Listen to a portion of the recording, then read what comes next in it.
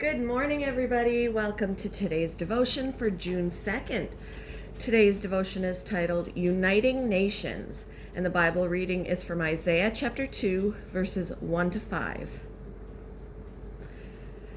This is what Isaiah, son of Amoz, said concerning Judah and Jerusalem. In the last days, the mountain of the Lord's temple will be established as the highest of the mountains. It will be exalted above the hills, and all nations will stream to it.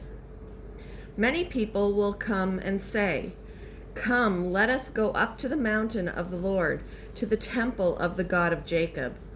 He will teach us his ways so that we may walk in his paths." The law will go out from Zion, the word of the Lord from Jerusalem.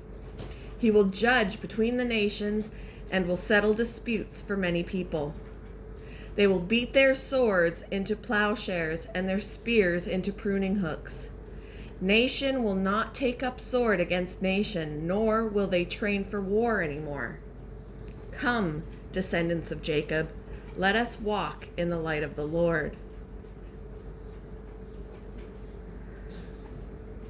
The longest international border in the world is shared by the United States and Canada, covering an incredible 5,525 miles of land and water. Workers regularly cut down 10 feet of trees on both sides of the boundary to make the border line unmistakable. This lengthy ribbon of cleared land, called the slash, is dotted by more than 8,000 stone markers so visitors always know where the dividing line falls. The physical deforestation of the slash represents a separation of government and cultures.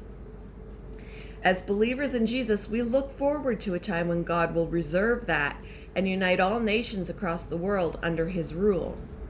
The prophet Isaiah spoke of a future where his temple will be firmly established and exalted.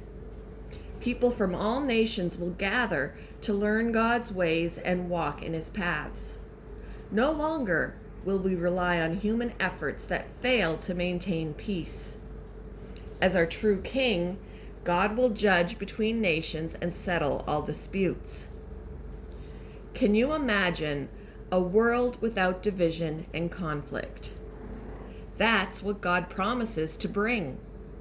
Regardless of the disunity around us, we can walk in the light of the Lord and choose to give him our allegiance now. We know that God rules over all, and he will someday unite his people under one banner. What disunity in the world is heavy on your heart today? I know there are so many. How does looking forward to God's eternal kingdom give you strength?